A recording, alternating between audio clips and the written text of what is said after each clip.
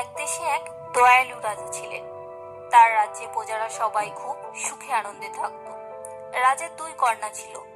একজনের নাম রূপবতী, সে ছিল খুব অহংকারী। আর আরেকজনের নাম গুণবতী, সে ছিল খুব ভালো, দয়ালু। একদিন অহংকারী রূপবতী তার সহচরীদের নিয়ে বনে শিকারে বেরোল। গুণবতীও তার পিছু পিছু গেল। হঠাৎ তারা বনের মধ্যে একটা মায়া ফুল গাছ, বাহ কি সুন্দর ফুল গাছ, কি সুন্দর গন্ধ, এমন সুন্দর জিনিস পৃথিবীতে আর একটাও নেই। এই কথা শুনে রূপবতী প্রচন্ড রেগে গেল। সে চিৎকার শুরু করে দিল। সে বলল, আমার থেকে পৃথিবীতে আর সুন্দর কিছুই নয়, আমি শ্রেষ্ঠ সুন্দরী। সে সৈন্যদের নির্দেশ দিল, এক্ষুনি গাছটাকে কেটে ফেলো, এক্ষুনি কাটো।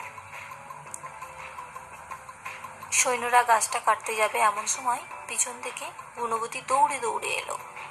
দয়া করে গাছটাকে কেটো না, আমি তোমাদেরকে বলছি তোমাদের কোনো ভয় নেই। এই কথা শুনে সৈন্যরা গাছটা না কেটে চলে গেল। মায়া গাছ বলল, ধন্যবাদ মিষ্টি মেয়ে, তোমার উপকার আমি কখনোই ভুলবো না।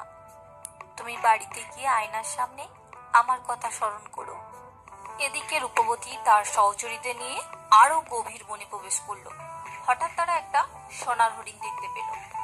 রূপবতী চিৎকার করে বলল, আমার থেকে সুন্দর এই পৃথিবীতে আর কেউ নেই। এই বলে সে হরিণটার দিকে তীর ছুড়ল। হরিণটা মাটিতে পড়ে গেল। পেছন থেকে গুণবতী ছুটতে ছুটতে এলো। সে এসে হরিণটাকে শুশ্রূষা করে লতা পাতা লাগিয়ে দিল। হরিণটা আগের মতো আবার উঠে দাঁড়ালো। হরিণ বলল, ও মিষ্টি মেয়ে, তোমাকে অসংখ্য ধন্যবাদ, তোমার উপকার আমি কখনোই ভুলবো না। তুমি বাড়িতে গিয়ে আমার কথা স্মরণ করো। গুণবতী বলল, আচ্ছা মনে রাখবো। রূপবতী তার সহচরীদের নিয়ে রাজপ্রাসাদে ফিরছিল, এমন সময় একটা মেয়ে তার সামনে পড়ল। রূপবতী বলল, যত সব, পড়ার আর জায়গা পেল না, কি কুৎসিত দেখতে, এক্ষুনি এটাকে সরাও। এই বলে সে রাগে গজগজ করতে থাকে। তারপর রাজপ্রাসাদের উদ্দেশ্যে চলে যায়। এদিকে গুণবতী ছুটতে ছুটতে এসে মেয়েটার পাশে বসে মেয়েটিকে ডাকে। মেয়েটি উঠে দাঁড়ায়। মেয়েটি বলে, আমি কুৎসিত বলে কেউ আমার সঙ্গে মিশে না, তুমি আমার সঙ্গে মিশবে? কে বলেছে কুৎসিত? তুমি খুব সুন্দর, আমার কথা তাহলে মনে রেখো। এরপর গুণবতী রাজপ্রাসাদে ফিরে এসে সারাদিনের ক্লান্তিতে ঘুমিয়ে পড়ে। পরের দিন সকাল হয়। গুণবতী ঘুম থেকে ওঠে। সে আয়নার সামনে গিয়ে অবাক হয়ে যায়।